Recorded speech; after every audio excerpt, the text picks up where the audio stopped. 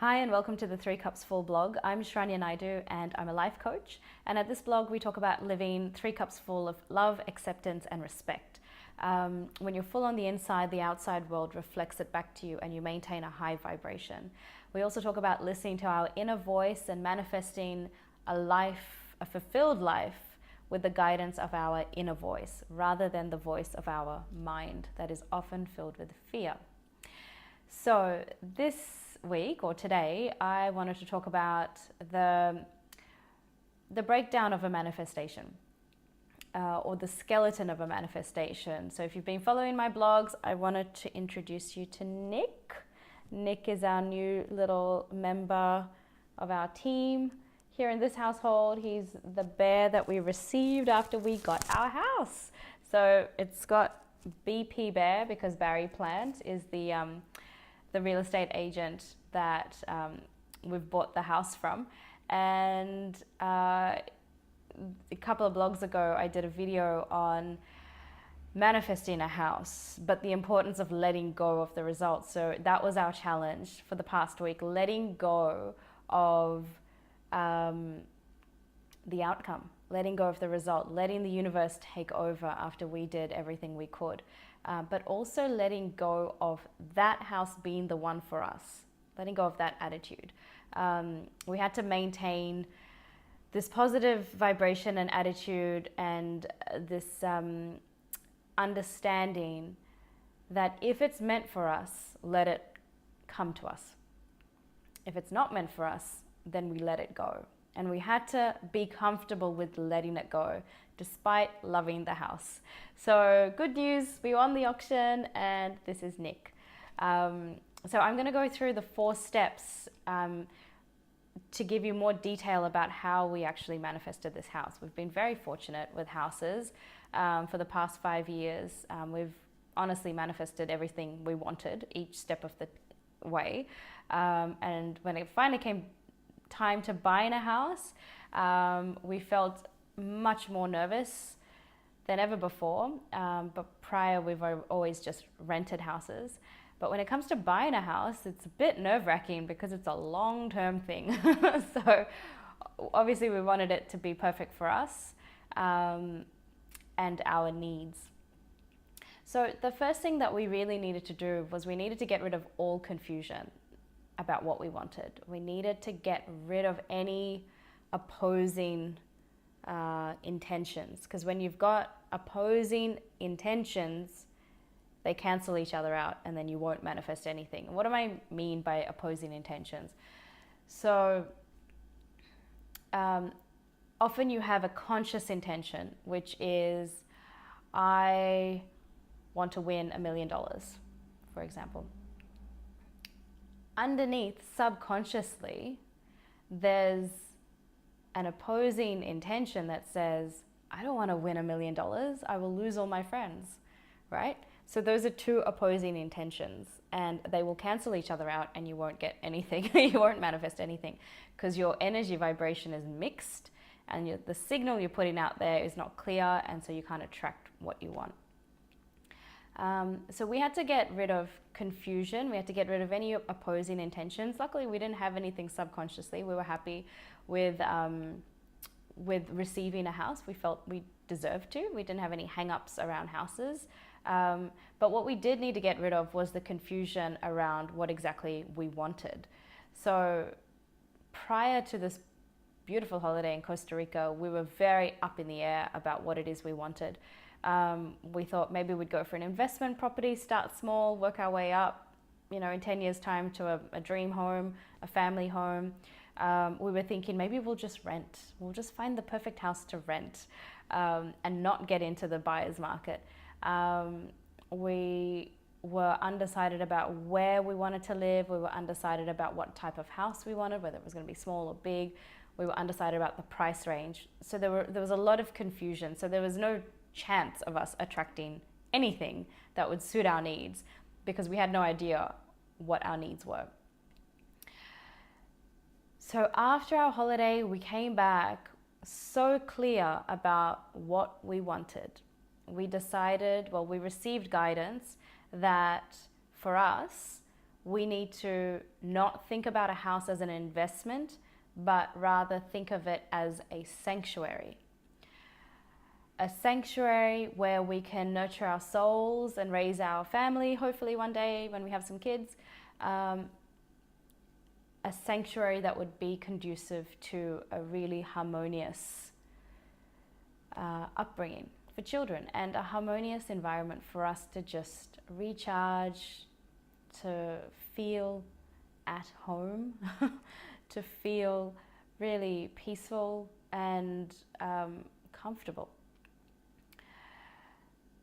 As opposed to thinking of a house as an investment and thinking about resale and thinking about it in terms of this house needs to give us something back later.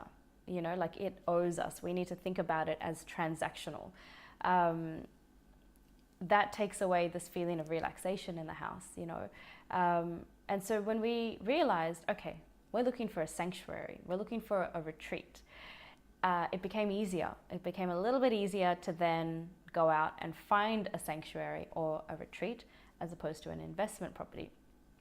So that became really clear. We also had this loose list in our head about what we wanted in a house. We wanted 3 bedrooms, 2 bathrooms, 2 garage. We wanted that. We're trying to live a minimalist lifestyle. We're trying to be happy with less. And so far, we have no regrets in everything that we've decluttered and let go of. So it's a move that we're happy to continue going with. So we didn't want anything bigger than that. And we foresee that we could live there for the next 15, possibly 20 years, with 2 kids eventually. So we were looking for a family home. So 3 bedrooms, 2 bathrooms, 2 garage. We brought certainty there. That's what we wanted. Then the embellishments. So we love lofted ceilings, so we wanted lofted ceilings. We wanted a bathtub or a space to renovate and put a beautiful bathtub in.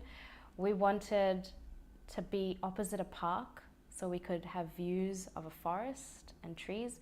Very tricky when you live in a metropolitan city like Melbourne. We wanted a big backyard, and we wanted in a specific budget. So on top of the natural amenities like proper heating and cooling and, you know, decent kitchen, clean, not run down, those were kind of the embellishments that we were going with. So we got really clear about what we wanted. The second thing that we did was we allowed our intuition to guide us. So we weren't fixed with where to find this house. We just allowed our intuition to guide us. So we found ourselves looking at suburbs that we originally didn't think we wanted to live in. And it just broadened our perspective on the benefits of certain suburbs that we had initially written off. So that was through our guidance of, how about just typing this into the search, you know, on the real estate website. And through that process of searching, we were able to shortlist a few options. So we allowed our intuition to guide us. The third thing is we took action. So when you're guided, you can just sit on that guidance and think about the guidance and not do anything about it. But we had to act on the guidance. So we actively went out. I went and saw a few properties. We drove past certain neighborhoods. We spoke to people. We listened to advice. So we realized that if we're going to an auction, we're not going to bid for ourselves. My husband was hell-bent on doing the auction himself, on doing the bidding.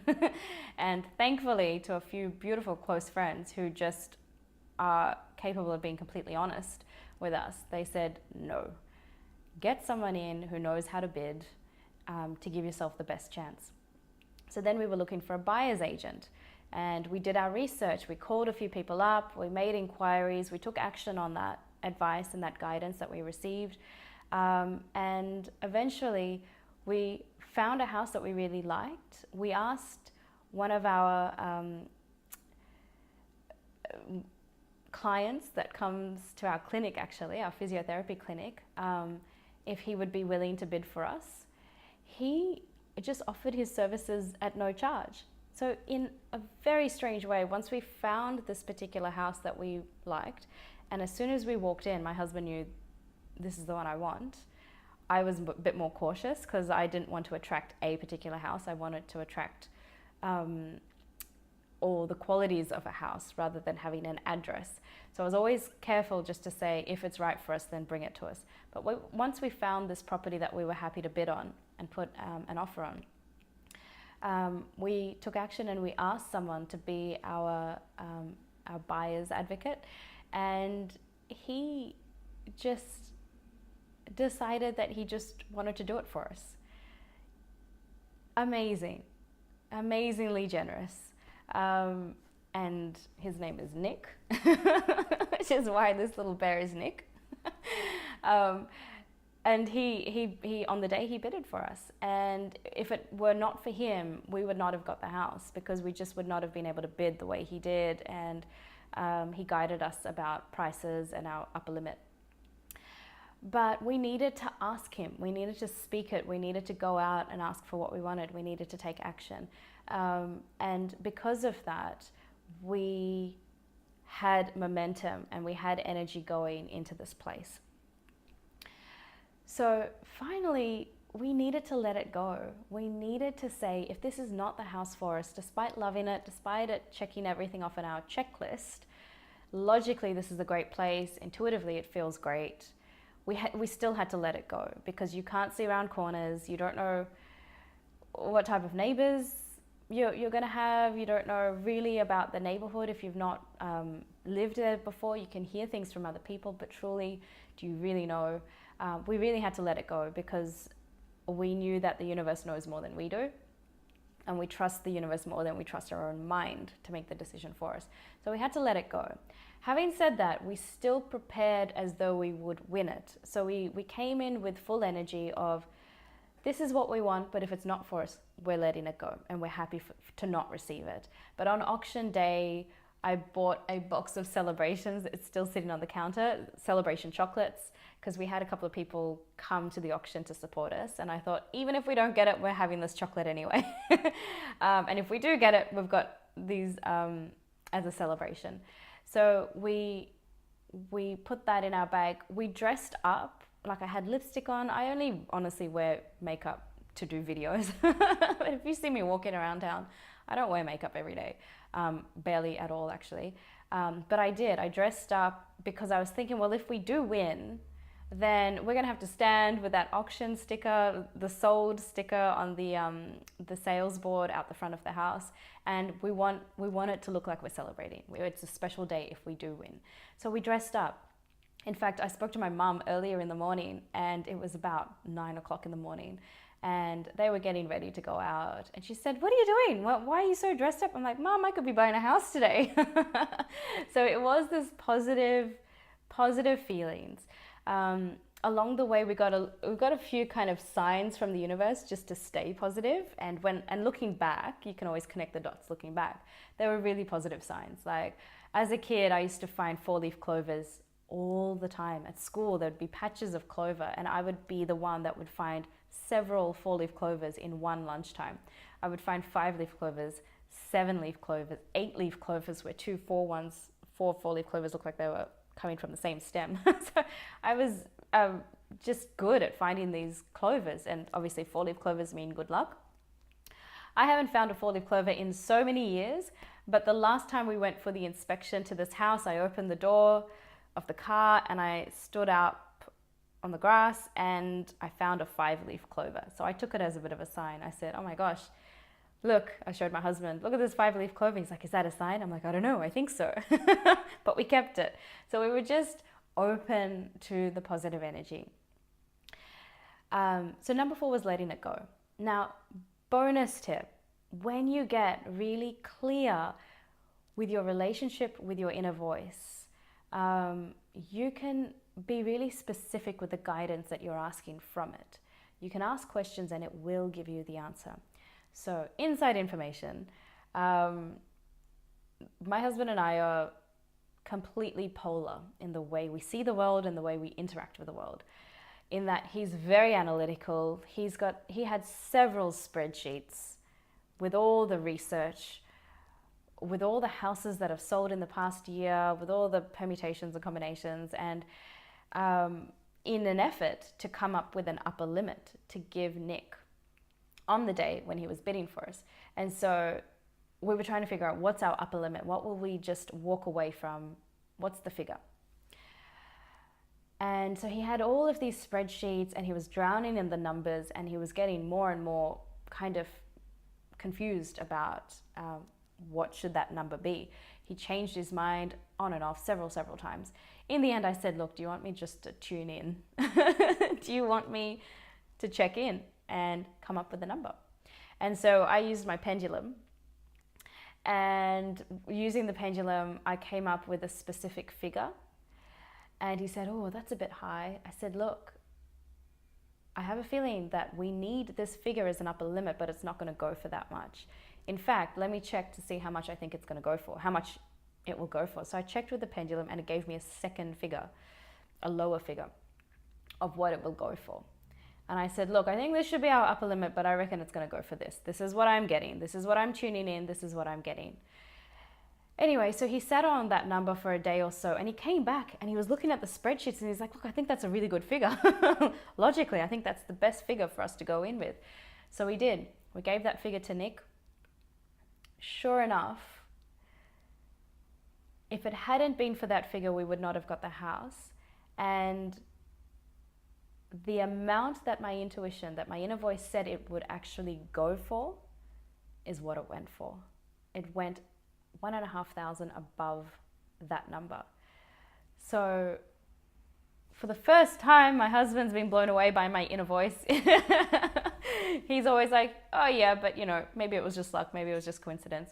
Slowly, the more and more these kind of things happen, the more he's convinced that, oh no, there's something here. There's something to divine intelligence and having access to it. So exactly what my inner voice said is what it went for, miraculously. So, and we were the lucky buyers. So we're very excited. We've got Nick. Thank you, Nick, the amazing angel that helped us in this journey, and a gift from the universe is what he is. Without him, we would not have been able to do it. We had several people just come and help us. It was like we just felt so supported by the universe and by our community and everyone around us, and we're just so grateful. So those were the 4 tips. You know, get really clear about what you want, get rid of any confusion, allow your intuition to guide you, but once it does, take action, number 3. And number 4, let go of the outcome. Whatever comes to you when you've given it your full clean energy will be right for you. So that's all for today. I will see you all next time. If you enjoyed the video, definitely subscribe to the blog at 3cupsfull.com.au.